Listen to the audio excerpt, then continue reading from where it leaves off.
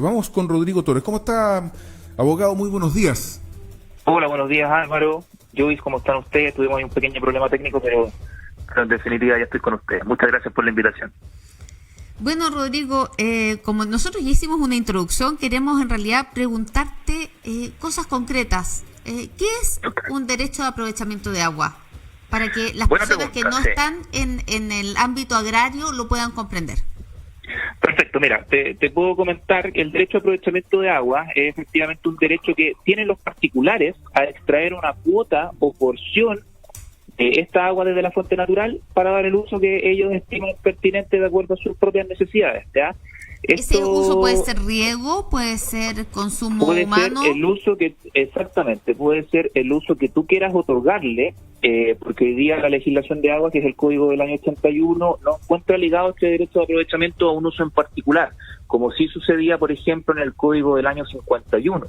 Ya ahí podemos hacer un poquitito de historia y evidentemente podemos encontrarnos con que el año 81, cuando se dicta el código de agua, se elimina este uso que se le debe dar al derecho de aprovechamiento y por lo tanto eso propende también al mercado de agua.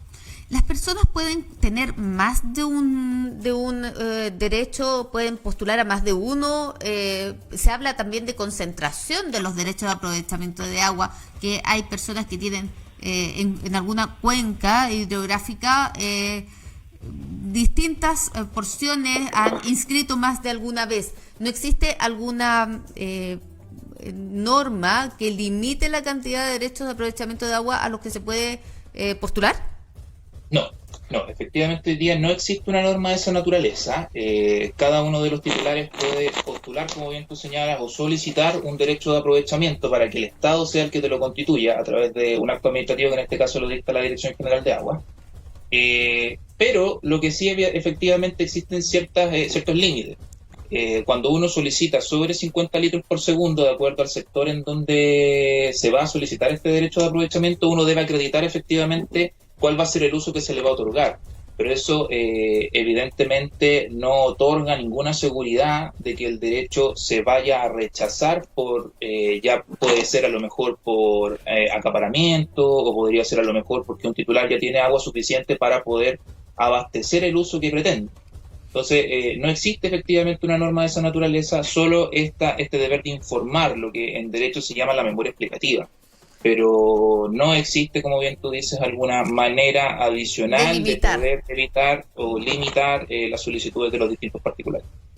Rodrigo, y hoy día estamos hablando que esto es un bien transable, que es algo que se puede en el fondo solicitar y que pasa a ser de uso particular, que pasa a tener alguien una propiedad sobre el agua.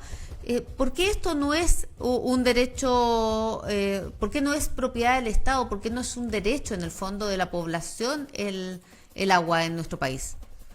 Claro, hay que romper varios paradigmas. La verdad es que existe harto mito respecto de cuál es el funcionamiento en Chile del agua, ¿ya? Entonces yo creo que podríamos hacer a lo mejor una explicación desde la Constitución hacia la norma que hoy día regula, que sería el Código de Aguas particularmente, y un artículo del Código Civil. Lo que nosotros tenemos hoy día, dentro del marco jurídico, es la consagración del agua como un bien nacional de uso público. Eso existe, ¿ya? Existe. ¿Qué significa eso? Existe. ¿Qué significa eso en definitiva? Que el agua, en este caso continental, que está desde la cordillera hasta las desembocaduras, es un bien nacional de uso público, mientras tanto se mantenga en su fuente natural, ¿ya? Eso lo consagra el Código Civil en su artículo 595. El problema es que no está en la Constitución, ¿ya? Y eso genera ciertas tensiones que evidentemente podemos conversar luego de esta en la Constitución sí está consagrado el derecho a la propiedad. Exactamente, claro. Entonces tú tienes efectivamente la primera premisa. El agua. ¿Es un bien nacional de uso público? Sí, lo consagra el artículo 595 del Código Civil y también vuelve a estar explicado en el artículo 5 del Código de Agua. ¿Cuál es el problema? El problema se genera porque sobre esta agua en la fuente natural, que puede ser el río o el acuífero en estos casos particulares, se genera un derecho de aprovechamiento que a la larga, para que lo podamos entender todos, es una especie de permiso que me permite extraer el agua de esta fuente natural, y sobre este permiso yo tengo un derecho, que es el derecho de propiedad, valga la redundancia, sobre el derecho de aprovechamiento de aguas, ¿ya? Entonces, digamos, en resumen, tenemos tres elementos. El bien nacional de uso público, que es el agua en su fuente natural. Sí. Tenemos la consagración de un derecho para poder extraer el agua de esta fuente natural, y sobre ese derecho yo tengo propiedad plena, absoluta y exclusiva. Ya. Y adicionalmente tenemos evidentemente lo que hoy día mucho se ha hablado, que este bien, que es el agua, es un bien público. Por lo tanto, al no tener una protección distinta en la Constitución, lo único que conocemos es efectivamente la posibilidad de apropiarse de él, ¿ya? De hecho, si hacemos un ejercicio bastante sencillo en la Constitución, nosotros buscamos con el buscador de un PDF, por ejemplo, y vamos a encontrar la palabra agua solo respecto de la regulación de la propiedad, que es en el artículo 19, número 24 de la Constitución. Abogado, disculpe que te interrumpa el razonamiento en función del tiempo. Las aguas que son objeto de la Constitución de derechos de aprovechamiento, ¿en qué porcentaje ya tienen dueño aquí en Chile? Mira, eso es un dato que lamentablemente no lo podemos tener a ciencia cierta. Pero ¿Por más qué? o menos, 90%. Más o menos, yo creo que efectivamente debe estar otorgada aproximadamente el 80% del agua a nivel nacional. Ya tiene dueño. Yo creo. Tiene dueño, tiene un derecho de aprovechamiento para poder extraer el agua de la fuente natural. ¿Por qué no te puedo dar el dato certero? Porque lamentablemente hoy día carecemos de información. ¿Por qué carecemos de información? De hecho, hace muy poquitito salió un estudio de la Universidad de las Américas que hablaba un poco de eso. Porque este artículo 19, número 24 de la Constitución otorga esta propiedad para poder extraer tanto los derechos constituidos, que eso es constituido de acuerdo a la normativa vigente, que es el Código de Aguas, pero adicionalmente también reconoce propiedad sobre una palabra que señala reconocidos. ¿Qué quiere decir eso? Que son derechos, valga digamos la fórmula más coloquial de señalarlo, derechos de uso ancestral, que vienen efectivamente de Mercedes del año 51, que vienen a lo mejor de la reforma de la Cora, asociados a una tierra, pero que no están inscritos y por lo tanto carecen de una formalización, pero eso no significa que no existan. Entonces, en ese sentido, nosotros tenemos derechos constituidos, a lo mejor con información dentro del servicio o del fisco o del Estado, como lo queramos llamar, pero carecemos de información de todos estos usos que son ancestrales, que no están formalizados. Entonces, en definitiva, claro, de lo que existe hoy día formalizado, yo podría señalar a lo mejor que podría estar otorgado cerca del 80% del agua, pero desconocemos qué es lo que sucede con los usos ancestrales. Rodrigo, y en el fondo lo que se propone con la reforma o qué es lo que nos dice el derecho comparado a nivel internacional, que es la mejor solución. Bueno, la primera solución evidentemente es, ahora que estamos en el proceso constituyente, es una opinión muy personal. Yo creo que efectivamente se debería garantizar el acceso al agua potable y saneamiento como un derecho humano. Creo que es una buena alternativa, adicionalmente, subir de rango el bien nacional de uso público del agua a la Constitución. ¿Por qué? Porque hoy día nosotros lo que tenemos es la propiedad, ¿ya? Y también lo que sabemos es que efectivamente existen ciertos límites a los convencionales constituyentes, que está constituido por el artículo 135 de la Constitución. Sí. ¿Cuáles son estos límites? Las sentencias firmes o ejecutoriadas, y adicionalmente los tratados internacionales que están vigentes, ratificados y vigentes por nuestro país. Por eso que es una falacia cuando dicen que esto es una destrucción del Estado como lo conocemos, digamos, porque se establecieron limitaciones a partir de lo que está diciendo el propio abogado, digamos. Entonces, ese mito hay que desecharlo ya. Dejarlo de lado. Pero si, digamos, tú como especialista, Rodrigo Torres, abogado, estimas que... Porque aquí lo que hay es la discusión en el Parlamento actual de esta reforma al Código de Aguas. ¿No sería razonable que se pospusiera esta conversación hasta que se redacte la nueva Constitución? No.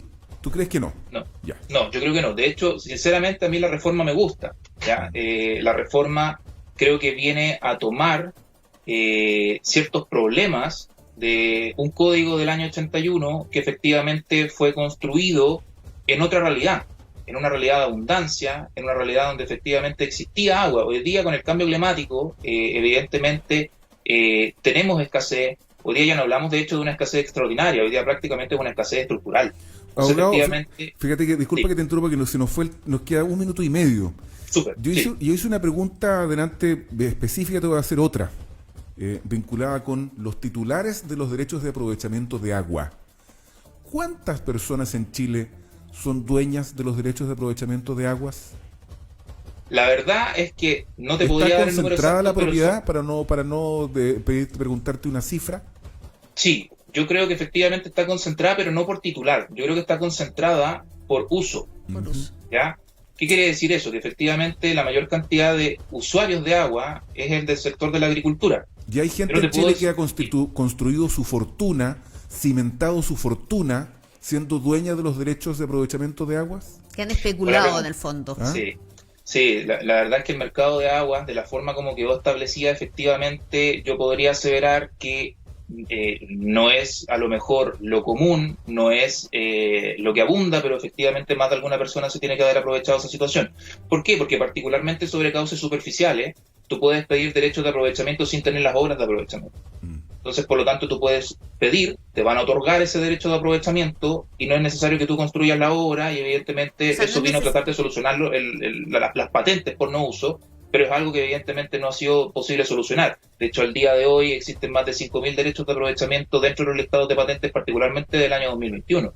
Entonces, efectivamente, existe, no sé si acaparamiento, podría señalarlo con todo, pero sí efectivamente hay algún porcentaje que naturalmente tiene estos derechos de uso especulativo, digamos. Rodrigo, y solamente, y con esto terminamos, el hecho de tener estas patentes significa que las personas van a tener que pagar algún impuesto extra sobre estos derechos de aprovechamiento que no usa. En el fondo, ¿es eso?